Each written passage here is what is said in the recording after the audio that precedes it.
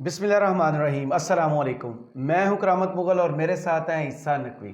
نقوی صاحب، نواز شریف کو عمران خان نے ایک چیلنج دیا ہے، کیا نواز شریف یہ چیلنج قبول کریں گے؟ سیاست میں تو ویسے ہی ترتھلی مچی ہوئی ہے، سپریم کورٹ میں کافی اہم معاملات ہیں، ہونے کیا جا رہا ہے؟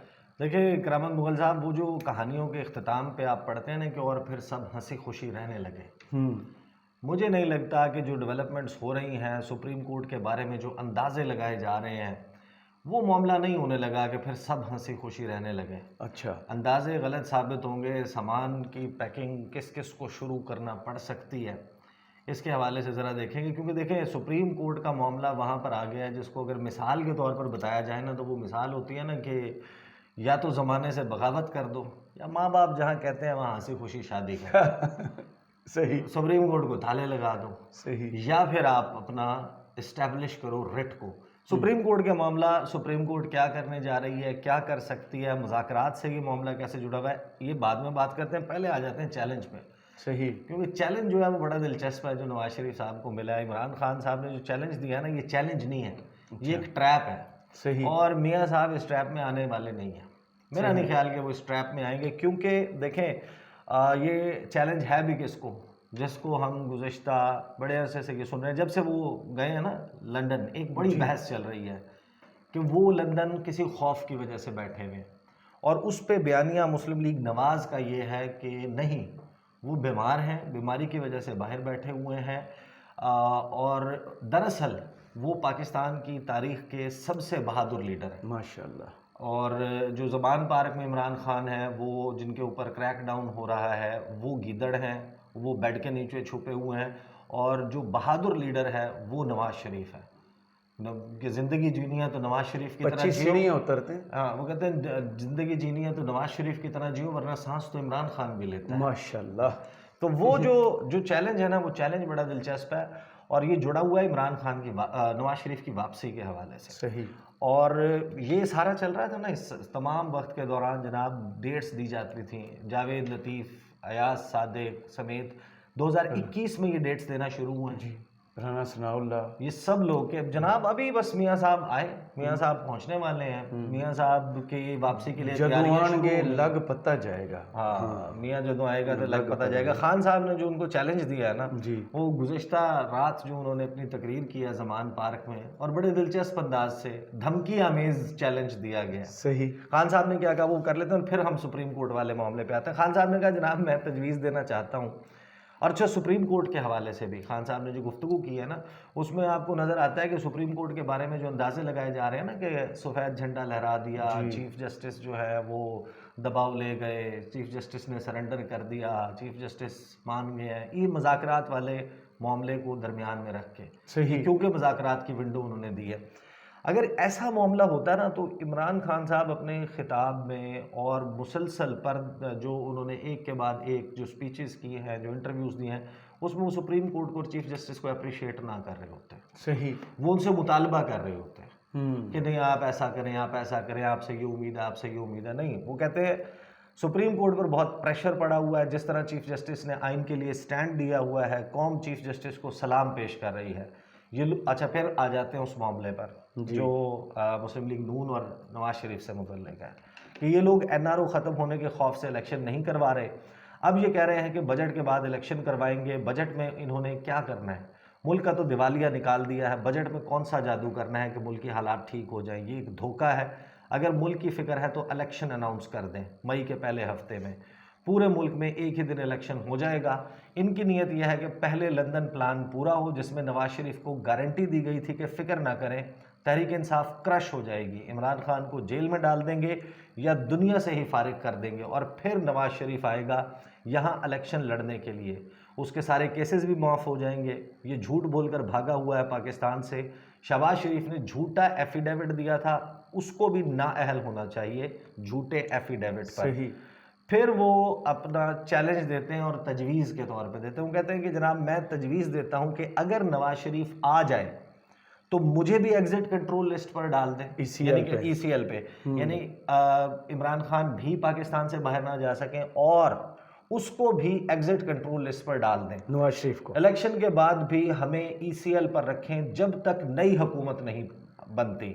جی اس سے پہلے بھاگنے نہیں دینا ان کو، کیونکہ ان میں سے زیادہ تر چوہوں نے بھاگنے کی کوشش کرنی ہے، کشتی سے چھلانگ مارنے کی کوشش کرنی ہے۔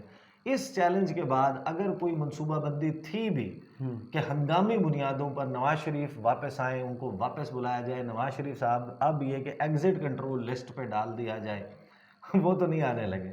چھوٹے بھائی کی حکومت ہے، پنجاب میں بہترین حکومت موجود ہے آپ کے لیے، وہ نگران حکومت، وہ جو جن کے وزیر اعلیٰ بننے سے پہلے لندن دربار میں حاضری دیتے ہیں محسن نقوی، جو بچے ہیں زرداری صاحب، اسٹیبلشمنٹ جو ہے وہ آپ کے ساتھ ہے۔ اس کے باوجود آپ اندازہ لگائیں کہ نواز شریف کو کون سا ایسا انجانا خوف ہے کہ وہ عمرہ کرنے کے لیے سعودی عرب آ سکتے ہیں، وہ اس سے پہلے یورپ گھوم چکے ہیں، ڈشز کھانے کے لیے وہ اٹلی جا سکتے ہیں، وہ جناب آپ اندازہ لگائیے کشتی روانی کر سکتے وہ ہیں، سب کچھ کر سکتے ہیں، لیکن وہ پاکستان نہیں آ سکتے۔ موسم تو سازگار نہیں ہے۔ موسم سازگار نہیں ہے۔ اصل مسئلہ یہ ہے کہ نواز شریف کو یقین ہی نہیں ہے۔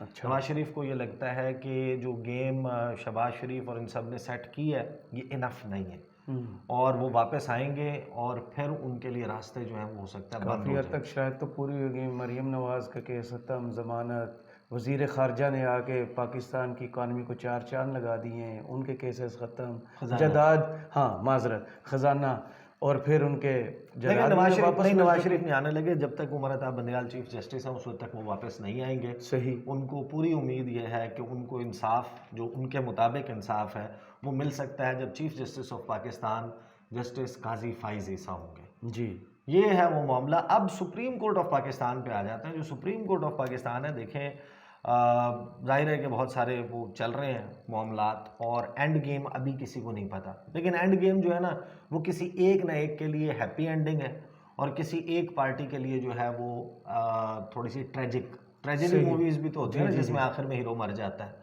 ایسا نہیں ہوتا نا، ہر بندہ اپنی مووی کا ہیرو ہوتا ہے، اور کچھ موویز ایسی ہوتی ہیں کہ جس میں ہیرو مر جاتا ہے۔ جی، تو یہ کسی نہ کسی کے لیے ہیپی اینڈنگ نہیں ہے، ایک ٹریجڈی میں جو ہے وہ اختتام پذیر ہوگی یہ مووی کسی کے لیے۔ سپریم کورٹ آف پاکستان نے کیا کیا، اندازے تو ظاہر ہے کہ یہ تو طے شدہ بات ہے نا کہ سپریم کورٹ کا جو آرڈر ہے اس کو وائلیٹ کر دیا گیا۔ سپریم کورٹ کا فیصلہ حکومت پاکستان نے نہیں مانا، چیف ایگزیکٹو وزیر اعظم شہباز شریف نے نہیں مانا، وفاقی کابینہ نے اس میں پوری ایڈنگ اینڈ ابیٹنگ کی، ان کا ساتھ دیا وہ کرنے میں۔ الیکشن کمیشن آف پاکستان نے نہیں مانا، وزارت خزانہ نے نہیں مانا، اے جی پی آر نے نہیں مانا، اسٹیٹ بینک آف پاکستان نے نہیں مانا، قومی اسمبلی نے اس کا مذاق اڑایا، تمسخر اڑایا گیا، تقاریر کی گئیں، یہ کہا گیا کہ جناب طلب کر لیا جائے ان 3 لوگوں کو جو توہین پارلیمنٹ کے مرتکب ہوئے ہیں۔ صاحب نے تقریر استحقاق کمیٹی میں بلاول نے جو چاہے وہ کیا، پھر ایک خط لکھ دیا گیا قومی اسمبلی کے اسپیکر راجہ پرویز ریڈی میڈ کی طرف سے، بالکل 5 صفحات پر مشتمل خط، اور اس خط میں انہوں نے کہا گیا کہ چیف جسٹس کو یہ کہا گیا کہ آپ کا اقلیتی بینچ کا فیصلہ ہم نہیں مانتے، ہم تو 4-3 کا فیصلہ مانتے ہیں۔ ان کی جو امیدیں لگی ہوئی تھی نا، وہ امیدیں لگی ہوئی تھی کہ نوٹیفیکیشن کیا انہوں نے، گزٹ نوٹیفیکیشن اس Supreme Court practice and procedure act کا۔ ان کی امید یہ تھی کہ جسٹس قاضی فائز عیسیٰ اور جسٹس طارق مسعود جو ہے وہ اگرچہ 8 رکنی بینچ اس بل کو جامد کر چکا ہے، وہ یہ کہہ چکا ہے کہ 2 مئی تک جب تک اگلی سماعت نہیں ہوتی اس بل کے اوپر جو ہے وہ عمل درآمد نہیں ہوگا، اور اگلی سماعت میں اس حوالے سے حکم نامہ آئے گا کہ اب عمل درآمد ہوگا کہ نہیں۔ تو بہت سارے لوگ ٹویٹس کر رہے تھے، آپ نے نوٹ کیا ہوگا کہ جیسے ہی یہ خبر آئی کہ نوٹیفیکیشن ہو گیا ہے، بل جو ہے اس کا گزٹ نوٹیفیکیشن ہو گیا، اس کے بعد خبریں آئیں کہ جسٹس قاضی فائز عیسیٰ اور جسٹس طارق جو ہیں وہ اب اس بل کے مطابق بینچ کی تشکیل والا کام کرنے لگ جائیں گے، جی، اور فلاں بینچ کو یوں کر دیں گے، جسٹس ایک جو ہے وہ اعجاز الاحسن میں سے یا منیب اختر میں کسی کو کوئٹہ بھیج دیں گے، کسی کو لاہور بھیج دیں گے، کسی کو، اور یہاں پر بالکل ایک مختلف منظرنامہ ہوگا، وہ تو نہیں ہوا۔ اب سپریم کورٹ نے کیا کہ جواب دیا جانا تھا الیکشن کمیشن کی طرف سے، وزارت خزانہ کی طرف سے کہ ہاں بھائی 21 ارب روپے کہے تھے، 21 ارب روپے کے بارے میں رپورٹ جمع کروائیں، وہ رپورٹ جناب نہیں آئی تھی۔ الیکشن کمیشن آف پاکستان نے تو رپورٹ جمع کروا دی، پھر وزارت خزانہ سے رپورٹ نہیں آئی تھی، انہوں نے کہا کہ جناب ایک خصوصی طور پہ رجسٹرار کے ذریعے بھجوایا گیا ایک نوٹس کہ وزارت خزانہ رپورٹ اپنی بھجوائے پیسوں کے حوالے سے۔ اب وہ پیسوں کی رپورٹ پہنچنی ہے، پیسے تو نہیں ملے گی، تو سب کو معلوم ہے 27 تاریخ گزر گئی، ایسا تو کچھ کام نہیں ہوا. صحیح. تو اب مذاکرات جو ہیں اس سے بھی یہ ریلیٹڈ بات ہے. منگل تک یہ معاملہ چلے گا. منگل کو مذاکرات کا نتیجہ آ جانا ہے. یعنی منگل صبح 11 بجے، دن 11 بجے جس وقت مذاکرات ہونے ہیں، وہ جب اختتام پذیر ہوں گے پورے پاکستان کو پتہ چل جائے گا پاکستان تحریک انصاف اور حکومت کے درمیان کوئی معاملات طے پائے ہیں یا طے نہیں پا سکے. بالکل صحیح. اور یہی وہ معاملہ ہے کہ یہ سائیڈ بائی سائیڈ چل رہا ہے، کیونکہ سپریم کورٹ نے اپنے آرڈر میں کہا تھا کہ جناب 14 مئی کی ڈیٹ برقرار ہے اور اس کے لیے پیسے جمع کروائے جائیں. اب کیونکہ پیسے جمع نہیں ہوئے تو سپریم کورٹ کو اپنی ریٹ اسٹیبلش کرنا ہوگی، ورنہ سپریم کورٹ کو پھر تالے لگا دیے جائیں. صحیح. اب ذرائع کچھ یہ بتاتے ہیں کہ کچھ کالیگز ہیں وہ چیف جسٹس سے باقاعدہ یہ کہہ رہے ہیں کہ دیکھیں یہ تو اب ڈو اور ڈائی والا معاملہ ہے. بالکل صحیح. اور اب یا تو سپریم کورٹ اپنی ریٹ اسٹیبلش کرے یا آپ پھر مان لیں جو حکومت چاہ رہی ہے وہ کام کر لیں. تو اب اس میں یہ معاملہ نتیجہ خیز ہوگا. یہ جو نوٹسز گئے ہیں نا کہ اب آپ جواب دیں، وہ جواب کس وجہ سے منگوایا؟ مطلب جواب جب نفی میں آ رہا ہے، سپریم کورٹ کا آرڈر موجود ہے، جس بندے کا آرڈر موجود ہے وہ یہ تو نہیں کہتا نا کہ میں کہہ سکتا کہ میرا آرڈر جو تھا، میرا حکم نامہ تھا سپریم کورٹ کا، وہ ہوا میں بھاپ بن کے اڑ گیا. جی اس کے وہ خواجہ آصف صاحب کہہ چکے ہیں کہ اگر وزیر اعظم کو نااہل کیا جاتا ہے تو ہم یہ فیصلہ بھی نہیں مانیں گے. وزیر اعظم کہہ چکے مجھے 1000 بار گھر بھیجے لیکن میں اس پارلیمنٹ کا مان رکھوں گا. جو اس وقت گیم بہت زیادہ وہ ہو چکی ہے اور یہ معاملہ توہین عدالت کی کارروائی کی طرف جائے گا. بالکل. صرف ایک آپشن ہے جو اس سے بچنے کا آپشن ہے، وہ آپشن یہ ہے کہ یا تو چیف جسٹس صاحب جو ہیں وہ کہتے ہیں کہ جناب میں کھیل سے آؤٹ ہو رہا ہوں، جی یہ کوئی نہیں مان رہے، اپنا وہ کریں، وہ استعفیٰ دے دیں، یا ایسا کوئی ہونے نہیں لگا.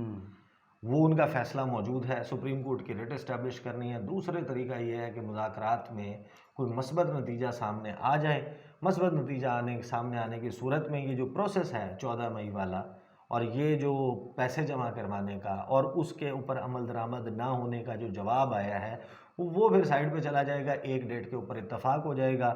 حکومت اور اپوزیشن جماعتیں جا کے سپریم کورٹ میں رپورٹ جمع کروا دیں گی کانسٹیٹیوشن پٹیشن نمبر 9/2023.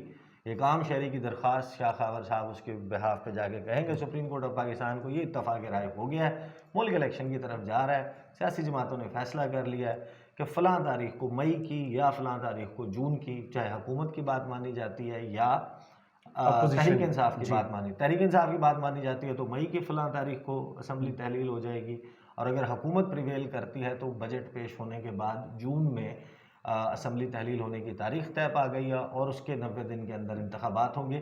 یہ جب رپورٹ جمع ہوگی تو وہ اپنا اس آرڈر کو کہیں گے کہ کیونکہ یہ والا معاملہ یہاں سے ریزالو ہو گیا ہے تو پھر اس کو پنجاب کے الیکشن ظاہر ہے کہ اگین آئینی اور قانونی طریقے سے اس کا جو بھی طریقہ کار ہوتا ہے اس سے چلے گا. بہرحال یہ جو ہنسی خوش پھر سب ہنسی خوشی رہنے لگے وہ یہ والی سچویشن ہے. ادروائز جو Sibtain Khan versus federation of Pakistan اور جو یہ پٹیشنز لگی ہوئی ہیں اس میں کوئی ہیپی اینڈنگ نہیں ہو رہی. بالکل صحیح. بہت شکریہ عیسیٰ نقوی، آپ کے تجزیے کا کمنٹس باکس میں ضرور بتائیے گا یہ ویڈیو آپ کو کیسی لگی. اجازت دیجیے. اللہ حافظ.